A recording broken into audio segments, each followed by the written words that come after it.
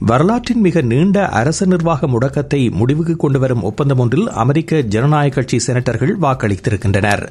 ஜனநாயக கட்சியைச் சேர்ந்த சட்டமன்ற உறுப்பினர்கள் குழு குடியரசுக் கட்சி உறுப்பினர்களோடு செனட்டில் நடத்தப்பட்ட பேச்சுவார்த்தையை தொடர்ந்து இந்த தீர்மானம் எட்டப்பட்டது.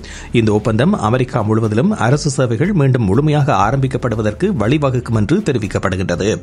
இருப்பினும் இந்த ஒப்பந்தம் முழுமையாக செயல்படுத்தப்படுவதற்கான கால எல்லை குறித்து இதுவரை தெளிவான தகவல்கள் வெளியாகவில்லை.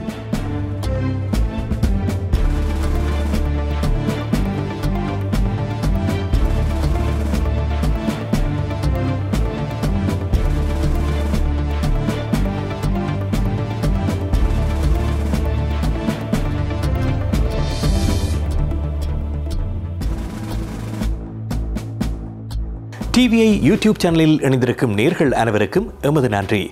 எமது காணொலி தொகுப்புகளை தொடர்ந்து நீங்கள் பார்வையிடுவதற்கு கீழிருக்கின்ற பெல் பட்டனை அழுத்துவதனூடாக நோட்டிபிகேஷனில் பல காணொலி தொகுப்புகள் உடனுக்குடன் உங்களை வந்து சேரும். அருகில் இருக்கின்ற முக்கிய காணொலி தொகுப்புகளையும் பார்வையிட தவறாதீர்கள்.